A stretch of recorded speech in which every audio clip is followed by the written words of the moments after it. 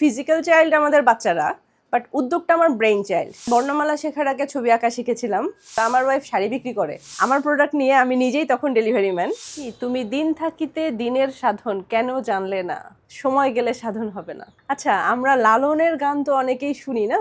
যখন মনের মানুষ মুভিটা আসলো, আমরা সবাই খুব দল বেঁধে মুভি দেখছি, আমিও মুভি দেখছিলাম। মুভি দেখতে দেখতে আমার মনে হলো যে আচ্ছা, আমরা এত এত মানুষ এসে মুভি দেখছি, আমরা তো লালনের অনেক ভক্ত, তাহলে লালন নিয়ে কেন আমার পোশাকের ডিজাইন হতে পারে। এই ভাবনা মাথায় রেখে লালনের সবচেয়ে ফেমাস যেই মুখাবয়বের ছবিটা, আমি এই ছবিটা দিয়ে লালনের গানেরই কিছু সংকলন আমার হাতেই লেখা অবশ্য লিখে এই ডিজাইনটা রেডি করলাম। এটা করার পর এত মানুষ যে লালনের ভক্ত আমি তো আসলেই জানতাম না। ইভেন লাস্ট উইকেও আমার কাছে মানুষজন নক করেছে, আপু মনের মানুষ শালটা আছে? আমাকে খুব দুঃখের সাথে বলতে হয় যে সরি ভাইয়া, শালটা নাই। আমার বাবা ব্যবসায়ী ছিল, তা আমার মা প্রথমেই বলল যে আমি কেন ব্যবসায় আসছি। আমার বাবা ব্যবসা করেছে, আমরা সচ্ছল ছিলাম, বাট কখনো আমাদের আভিজাত্যপূর্ণ পরিবার ছিল না। আমার মার প্রথম কথাটাই ছিল কেন চাকরির প্রতি মনোযোগী না হয়ে কেন ব্যবসার দিকে ঝুঁকছি। আমার হাজব্যান্ড বলল যখন তখন যেখানে সেখানে চলে যাও, কি দরকার, তুমি শিক্ষকতা করছো, খুবই ভালো, মানুষ সম্মান করে, এটা নিয়েই তো থাকতে পারো। আমি বিজনেস করব এটা আসলে আমার ফ্যামিলি থেকে কেউই কখনো অ্যাকসেপ্ট করেনি। তারা চেয়েছিল পড়াশোনা করি, জব করব, এবং আমার মেয়ে চাকরি করতেছে, আমার মেয়ে টিচার, বা আমার ওয়াইফ টিচার, বা আমার ওয়াইফ অন্য কোনো জব করে, এই কথাগুলো বলতেই আমাদের পরিবারের মানুষরা স্বাচ্ছন্দ্য বোধ করে। কিন্তু আমার ওয়াইফ শাড়ি বিক্রি করে, এই কথাটা সবার জন্য তারা সহজভাবে নেয় না আর কি। সবচেয়ে বেশি এই কথাটাই শুনতে হয়েছে যে শাড়ি বিক্রি করে কি হবে, বা শাড়ি বিক্রি করার চেয়ে তো টিচিংটা যথেষ্ট সম্মানের। এখন যখন আমি আসলে অনেকের কাছে আমার কাজের জন্য সমাদৃত হচ্ছি, যখন অনেকেই আমার কাজ পছন্দ করছে, আমার কাজ এখন দেশের বাইরেও যাচ্ছে, তখন আমি দেখি যে না, আমার হাজব্যান্ড বা আমার বাবা মা পরিবার তারা এখন আমাকে গ্রহণ করছে। একটা শাড়ি করতে মিনিমাম 3 দিন লাগে, ম্যাক্সিমাম 7 থেকে 10 দিন সময় নেই আমি। আর মাঝে মাঝে যেটা হয় কি, আমি যেহেতু জবের পাশাপাশি কাজ করছি, আমি আসলে প্রতিদিন কতটুকু সময় আমার কাজে দিচ্ছি এটা একটা বড় ক্ষেত্র।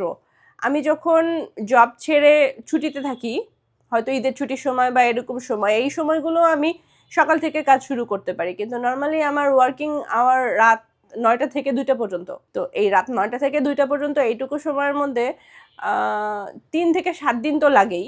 3 দিন 5 দিন নিয়ে আঁকি, কড়া রোদে দিয়ে শুকাই, এবং শুকানোর পরে এটাকে যখন আয়রন করা হয় তখন আমাদের রংটা পাকা হয়ে যায়।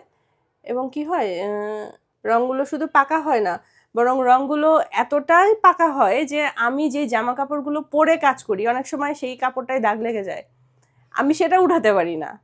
তা আমি কাস্টমারকে তখন এই শব্দটাই বলি যে আপু আপনার শাড়িতে আঁকার সময় আমার জামায় লেগেছিল, সেটা আমি তুলতে পারিনি, সো আপনার শাড়ি উঠবে না। তো আমি রিক্সায় করে যাচ্ছি, হঠাৎ একটা পাখি উড়ে গেল, আমার মনে হলো আচ্ছা আমার শাড়িতে তো পাখি আনা যায়।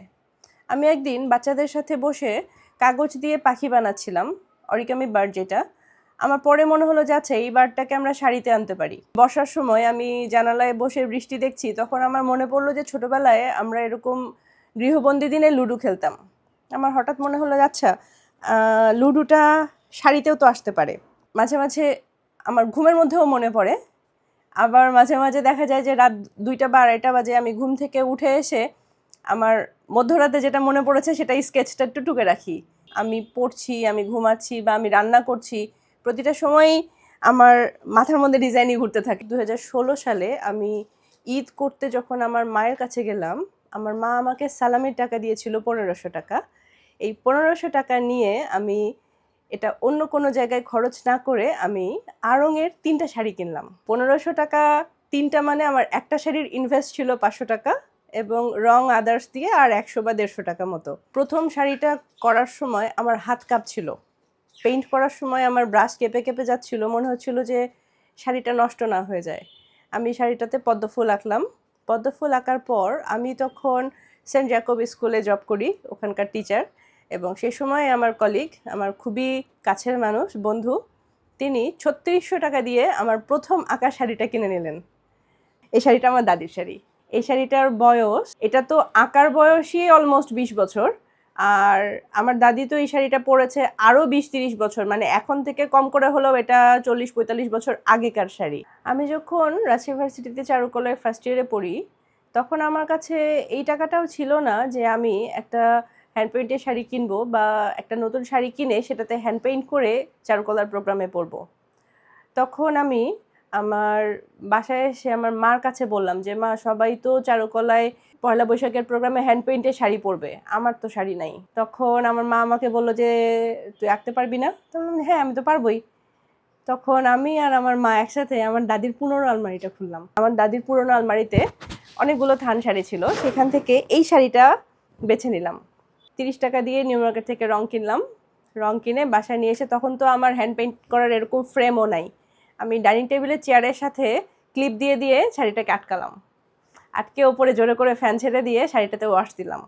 ফার্স্ট ওয়াশ দেওয়ার পরে যখন আস্তে আস্তে ডিজাইনটা করে আসলাম এবং শাড়িটা খুব সাবধানে যত্নে শুকিয়ে পরবর্তীতে যখন চারুকলায় পরে গেলাম, তখন দেখলাম যে আমার ফ্রেন্ডরা যারা শাড়ি পরেছে, হ্যান্ড পেইন্টের শাড়ি পরেছে, কেউ দু একজন নিজে করেছে, দু একজন কিনেছে, কিন্তু সবার চেয়ে কালারফুল, সবচেয়ে আলো ঝলমলে আমার শাড়িটা। আমি লাস্ট উইকে ইউকেতে পাঠিয়েছি একটা ফুল ফ্যামিলির ড্রেস। আর ইউকে ছাড়াও কানাডাতে, অস্ট্রেলিয়াতে, ভিয়েতনামে আমার প্রচুর কাস্টমার আছে। আঁকার সাথে এখন যুক্ত হয়েছে স্ক্রিন প্রিন্টের কাজ, এখন ব্লক প্রিন্টের কাজ চলছে। স্ক্রিন প্রিন্ট এবং ব্লকের সাথে এখন আমি হাতের সেলাইয়ের কাজ করছি, তারপরে প্যাচওয়ার্কের কাজ করছি, এবং যা কিছু আমার স্বপ্ন সব আমি এখানেই ঢেলে দিচ্ছি।